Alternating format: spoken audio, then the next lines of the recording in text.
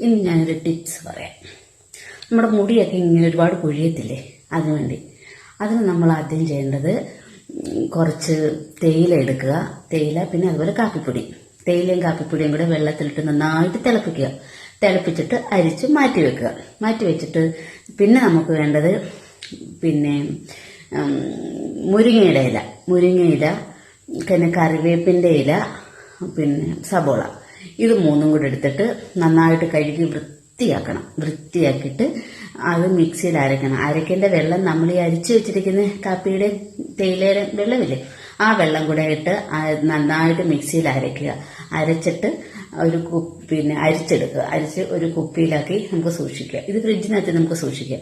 എന്നിട്ട് അത് തലയിൽ ഇങ്ങനെ തേച്ച് പിടിപ്പിക്കുക. തലയിൽ തേച്ച് പിടിപ്പിക്കുമ്പോൾ എന്നിട്ട് ഒരു അരമണിക്കൂർ കഴിയുമ്പോൾ കഴുകി കഴുകാണ്ടാത്തവർക്ക് അത് തലയിൽ തേച്ചിട്ട് ഉണങ്ങിയതിന് ശേഷം മാത്രം മുടി കെട്ടി വെച്ചിട്ട് നമുക്ക് സാധാ പോലെ നടക്കാം, കിടന്നുറങ്ങുകയൊക്കെ ചെയ്യും. ഞാൻ വൈകിട്ട് തലയിൽ തിരക്കിയിട്ടാണ് ഞാൻ കിടക്കുന്നത്. അപ്പൊ പിന്നെ വേറൊരു കാര്യമുണ്ട്, കിടക്കുമ്പോൾ നമ്മുടെ ബെഡിൽ തലയണയുടെ കവറിന്റെ പുറത്തൊക്കെ ഈ പച്ച കളറാകും. ഞാൻ എന്നിട്ടത് ഫ്രിഡ്ജിനകത്ത് നമ്മൾ ആ തണുപ്പോടെടുത്ത് ഉപയോഗിക്കരുത്. അത് പുറത്തെടുത്ത് വെച്ച് തണുപ്പ് മാറിയതിന് ശേഷം മാത്രം ഉപയോഗിക്കുക. ഞാൻ അങ്ങനെ ചെയ്തിട്ട് ഇങ്ങനെ ഒരു ചെറിയൊരു കുപ്പിയിലാക്കിയിട്ട് ഇങ്ങനെ കുലുക്കിയിട്ട് ഇങ്ങനെ എടുത്തിട്ട് നമ്മൾ തലയിൽ തേച്ചിട്ട് കിടക്കുകയാണ് ചെയ്യാറുള്ളത്. നല്ല